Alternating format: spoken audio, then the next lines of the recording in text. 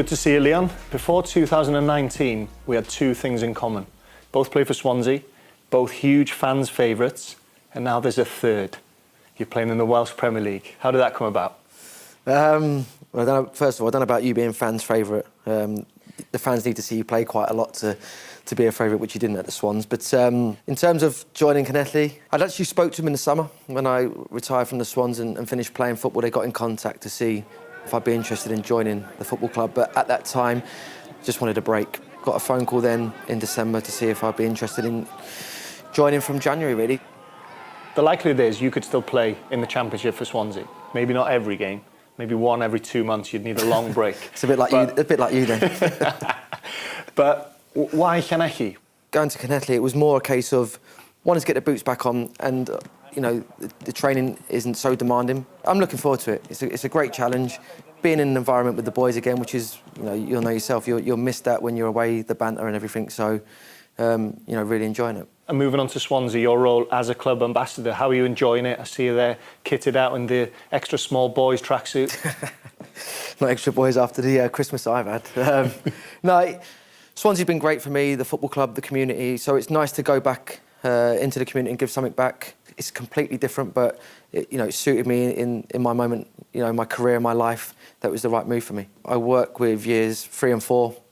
We'll go in assembly. We'll speak about things like resilience, fair play. So I'll talk about maybe throughout my career or my life where I've had to deal with resilience. You know, maybe when someone like yourself, who should never have took my place in the team, how did I deal with that? It happened. Yeah, it happened. It was scandalous how it did. Kenny Jackett knows a player. But it's about taking them knockbacks and then coming back stronger, then getting into the team and then getting back to the Premier League. So I try to explain that to the kids, and you see how well they react. You go in, and it's someone different. It's someone maybe they've been to watch it at Liberty Stadium and watch the Swans, and you know, they take in every word you say. So moving forward now, you've got big plans, big ventures, a new cafe. Tell us about your involvement with that. Yeah, it was a cafe on the front in Swansea Bay. It will be a cafe and restaurant, but also there's a sports side to it. So there's an academy which will try and get young people in Swansea involved in activities. Lots of different sporting events there. So it's a big challenge. It's something completely different, out your comfort zone, because when you play football, that's all you focus on and that's all you concentrate on. But it's an exciting venture. Again, an amazing location Swansea have got there, and it's about trying to give something back to the people that they can be proud of. And looking into the future, are you looking at coaching? Because just over 12 months ago, you were in the dugout at Anfield as Swansea manager. So what is the future for Leon Britton? Coaching is something I did enjoy. I mean, obviously, like you said, I had 2 months under Paul Clement as a coach, and obviously I took 2 games as caretaker manager. And I think it's something I will want to get back into, being on the grass.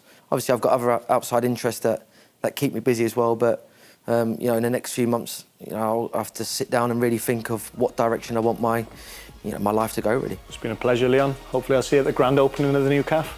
If you get an invite. Oh, cheers.